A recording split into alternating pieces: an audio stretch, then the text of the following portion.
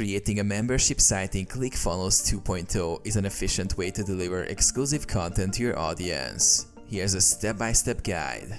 Log into ClickFunnels 2.0. Access your account and navigate to the dashboard. Create a new funnel or project. Click Sites and Funnels and select Create Membership. Choose a pre-built membership template or build one from scratch. Configure membership settings. Add a membership homepage, which acts as the entry point for your members. Customize member area pages to include lessons, courses, or downloadable resources. Add products and content. Under the product section, create membership tiers or packages.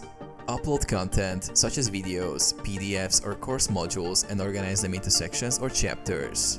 Set up access levels. Restrict content based on membership levels to ensure only paying members access premium material. Use the settings to set drip schedules, delivering content over time. Integrate payment and email.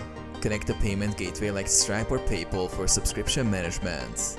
Integrate an email service to onboard new members and send updates. Test and launch. Test the entire workflow to ensure a smooth user experience. Publish your membership site and share the URL with your audience.